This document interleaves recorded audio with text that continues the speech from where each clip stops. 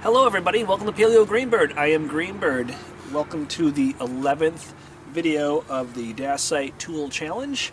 We still have a piece about this big, well exactly this big, and we're getting down to the point where we're taking some thinning flakes to get our end result as far as making our preform, but I still feel like maybe there's a few more tools in there, so let's see if we can get video number 11. Still got that thick spot right here.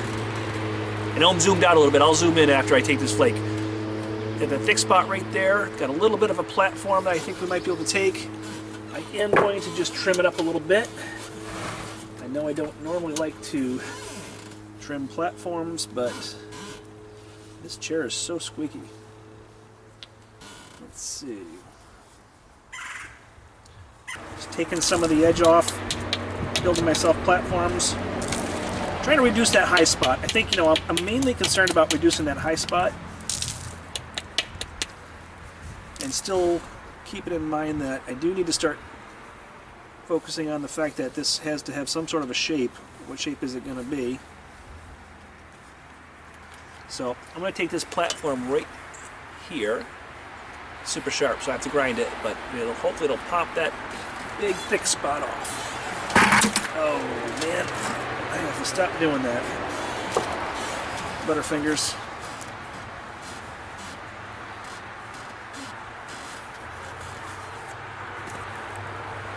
Alright.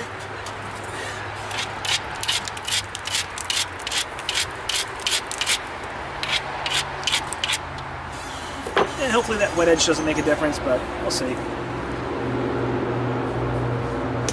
Oops. I missed the platform that time. In fact, I'm going to regrind. Missed the platform altogether. I apologize for all the noise of the traffic behind me. I've gotten a little bit of feedback that sometimes the traffic can be a little bit noisy. I will be taking these videos further back in the woods now that the weather is a lot better. So I've got a sharp platform, so I'm going to try and hit it a little bit high.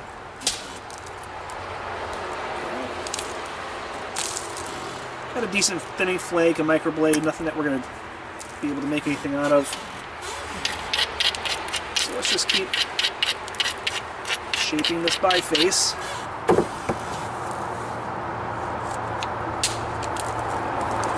Same thing.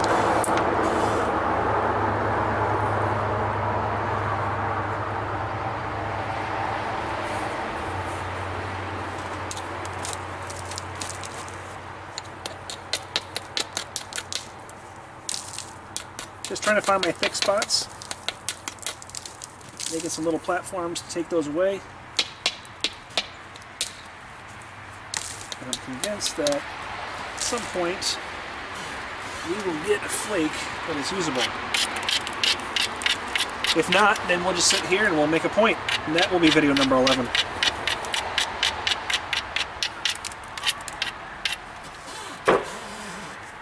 This is just a thinning flake. I don't think we're going to get much out of this. Terrible hit. That was a terrible hit. So let's go back.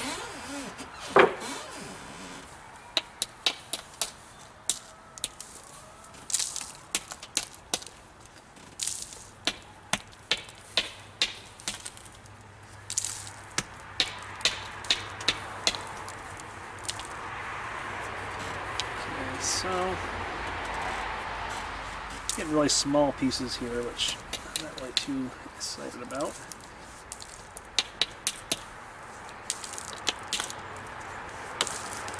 Keep in mind the shape of this.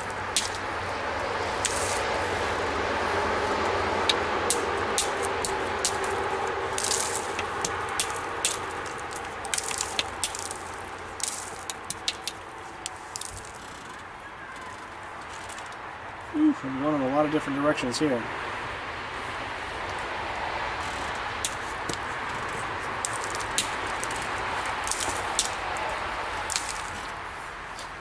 Some of these flakes that I'm taking off are really good razor sharp.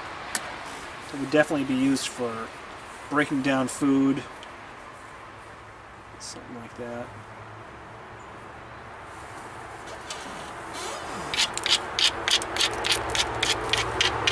Just going to try and thin out this biface a little bit. There we go.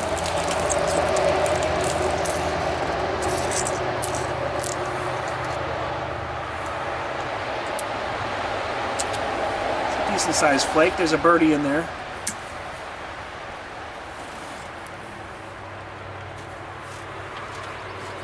Let's see. I want to take just a couple more flakes, and I want to try and even out this biface. It's real wobbly right now. Might be using a billet that's a little bit too small. In fact, that platform's too weak.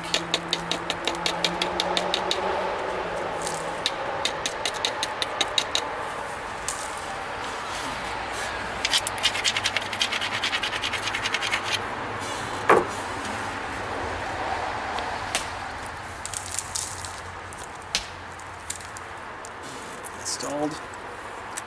Give me a big hinge right there.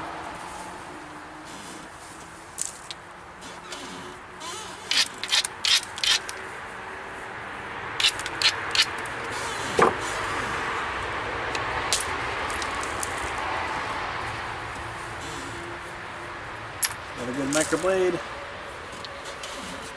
I'm not saving these microblades just because I've got a million of them and I don't know what to do with them, so I can only use so many. And I'll keep them in my flake pile and in my bucket. When I need them, I can come back and get them. That was a good flake. See how glassy it is? Alright.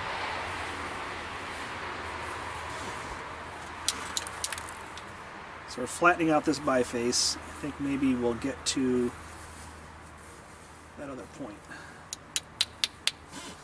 Let's give it a grind.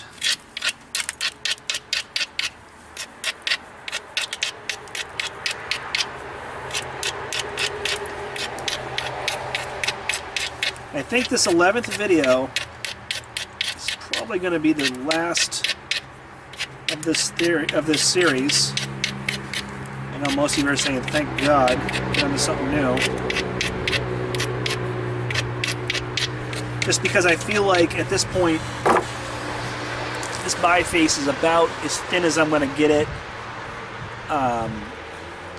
while still being able to get useful flakes off of it.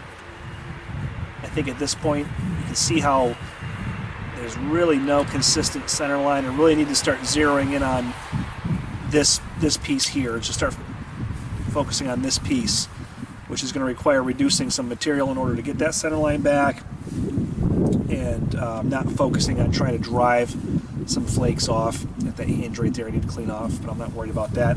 Still big, still thick, but if I can get an 11th tool out of this, still have this biface to make some sort of killer point out of, I'd be happy with that. Again, considering we're going to get an extra tool, a 12th tool, out of one microblade that I did choose to save. I haven't halved it yet, but I will. So I'm just grinding off all the weak, loose stuff. This flake is pretty thin.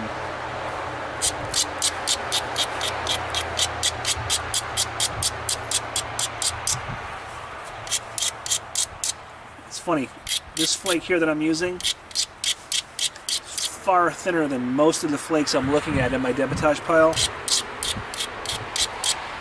Pretty cool.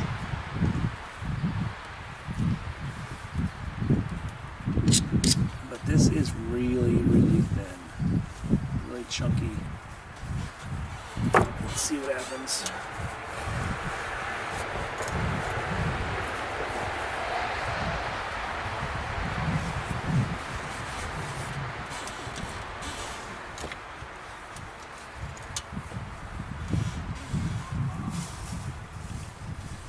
I'm going to work right directly off the pad right now because this is so thin. If I use that groove, it's just going to bust everything apart. I want to get off all that weak stuff too. You know, I mean, thin points are nice, but you do want them to be functional. And different stone is functional at different, you know, thicknesses. Dacite is, you know, basically a cousin of obsidian, so it doesn't have the strength that like you know, English flint has, or you know, some of the flints that we have in America, like Flint Ridge, or you know, some of the other flints like Buffalo and things like that.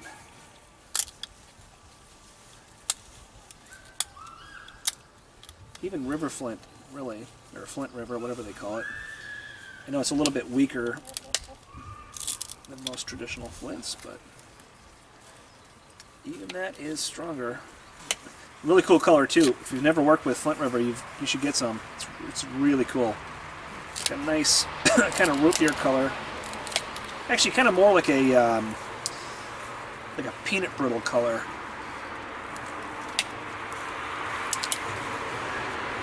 Which is ironic because if it's not heating right, it sort of naps like peanut brittle.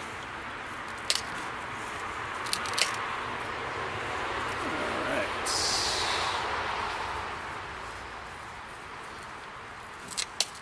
Trying to work on the shape here. You can see this is a really convex top.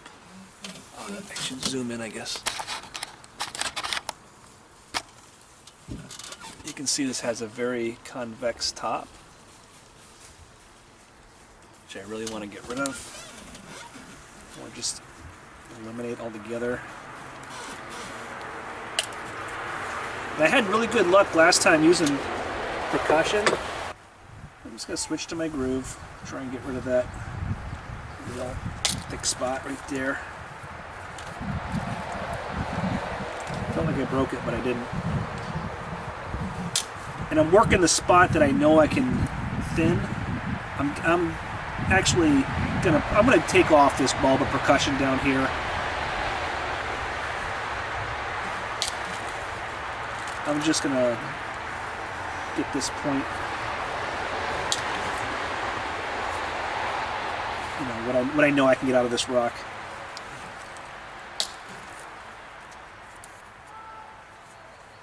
What I'm gonna do is I'm just gonna notch it out. There we go. That broke, but that's what I wanted it to do. So now I'm going to grind off the bottom here. I need to take some forward flakes, some gentle forward flakes, to reduce the thickness of that base. Just to give you kind of an idea, that's how thick the base is. This is how thick the point is. It's basically your typical broken point. Excuse me. So I'm just going to take some thinning flakes to get rid of the rest of the remnants of that bulb of percussion. I'm going to drop down to my smaller flaker.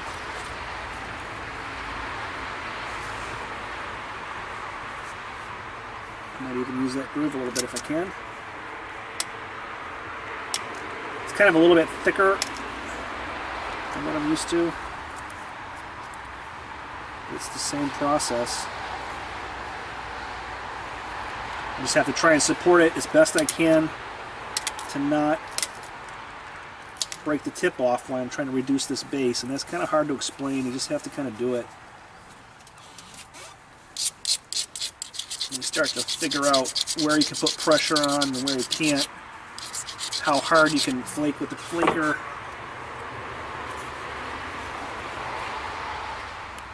If we are careful about this, and we give a little bit of luck,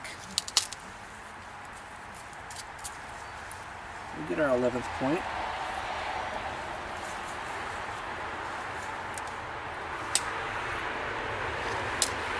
Yeah, look at that.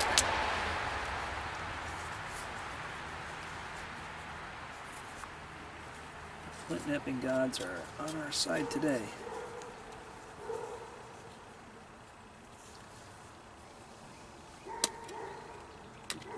left on this other side.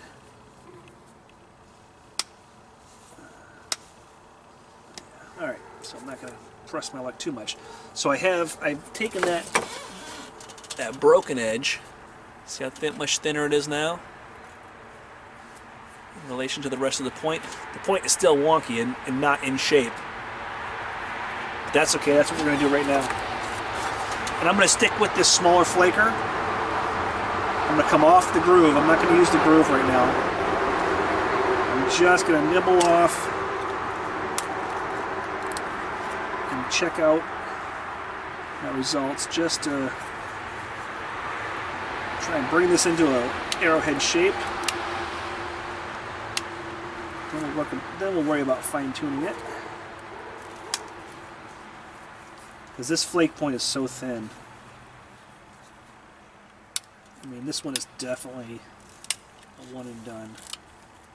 But you think about it, so we've taken this piece of dacite, we still haven't completely reduced it, but this will be point number 11. We have that microblade we haven't hafted yet. We have a ton of other microblade pieces that we could haft if we wanted to. And out of one piece. So you figure it's already almost fed, I don't know, a couple people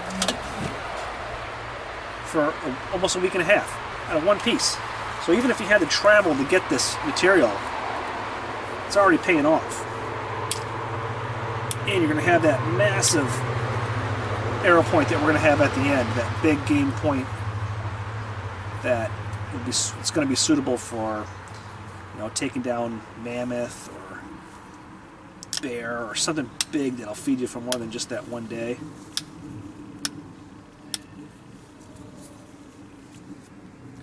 Pretty cool when you think about it that way, isn't it?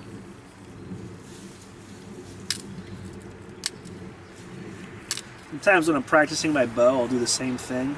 I don't carry more than 3 arrows, sometimes 4, but usually 3. And I'll play a little game with myself. I have my target up there, and I tell myself, you know, there's so many hours in the day. Maybe there's 8 hours in the day that I'm hunting, or 4 hours in the day that I'd be able to hunt, whatever it is that I decide to play around with that day. And I judge my shooting on how many kill shots I got. Did I accomplish enough to feed myself that day or not? Kind of silly, but it's fun. I'll tell you why I keep 3 arrows in my quiver. Generally speaking, you'll only get 1 shot off before whatever you're shooting at just runs and is gone. If you miss it that first time, chances are you've missed your opportunity.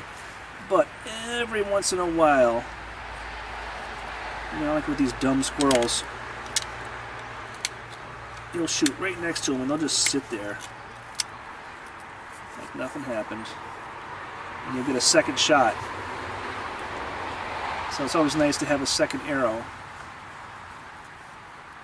The third arrow never leaves my quiver. That third arrow is in case while I'm retrieving my game, or you know, while I'm retrieving my arrows, I happen to need that third arrow. Because you just never know, right? So that's kind of the way I think. I have nothing to base that on. That's just my personal thinking. Alright, so I'm just trying to trim off. I've got my general triangle shape, but this one side is just off shape. The ear is too long in one direction. It's still a little bit thick. So I'm trying to gently use this pad to help me get my shape.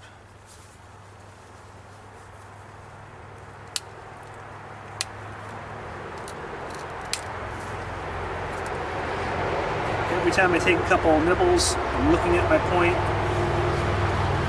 And now I'm at the point where I'm going to grind. This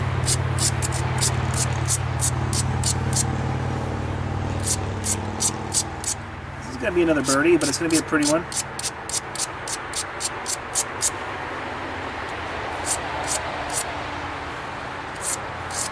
Try and grind off everything that is weak.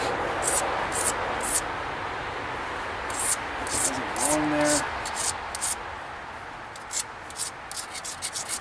I do want to be a little bit careful though. I've actually broken points, small points, just by grinding them too aggressively. Back up to the pad, not using the notch, just using the leather.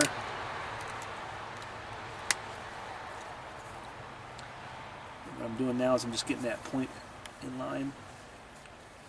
That point was a little bit off. Tiny, tiny microflakes, basically. Just to adjust.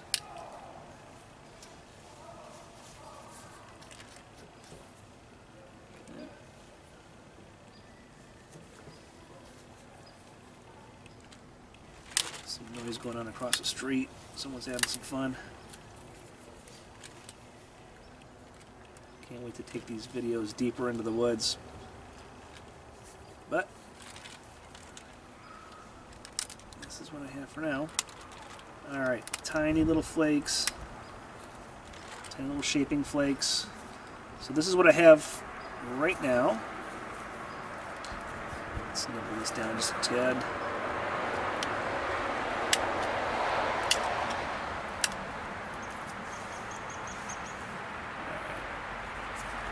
As of right now, this is what I'm working with.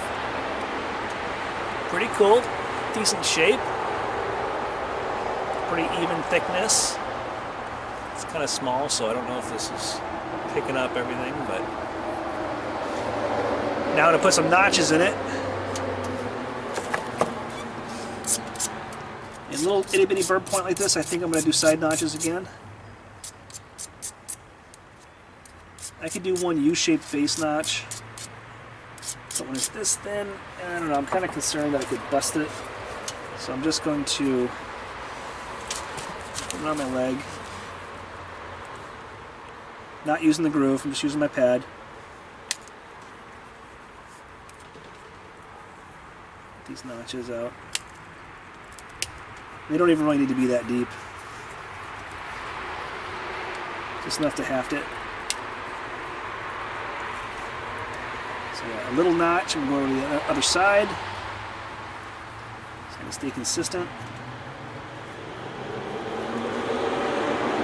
Try to get as close to where I think the other side is. Pop off a flake. Check it out, flip it over. Pop off another one. Oop. Got a flake, but sort of sounded like a stall. You don't want to put too much pressure on them at this point. They will go flying. I think this one side's a little bit thicker than the other. Which is no big deal. That's going to happen with these flake points. You're never going to have anything that's like exactly the same thickness. Just kind of have to learn how to adjust and adapt. I'm going to try and grind a little bit with my flaker because I think that notch is about as deep as I want it. Go here and finish this one up.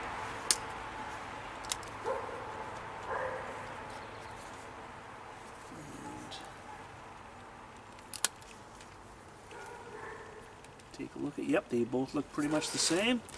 So I'm going to do the same thing with this notch. Just going to do a little bit of up and down, get off the weak parts. See, the base lines up relatively decently. Pretty happy with this. The base is a little bit thick compared to the point. I don't know if I would always do that, but considering that this point is so small, I don't know as though that's a big deal. So this is the point that we're left with. It's a little baby bird point. But as you can see, the notches are decent. The symmetry is decent. The center line is good. So you might only shoot this once, but you know, if you shoot it into a chicken or a turkey or a grouse or a rabbit, you know, anything small game that will feed you, very well worth it. So for video number 11, pretty excited. Thank you so much for joining me. I hope you're having as much fun watching these videos as I am making them. I promise that you know, this won't continue forever. I will go on to do other things. Please share, please like, please subscribe. Please have a fantastic day. Paleo Greenbird signing out.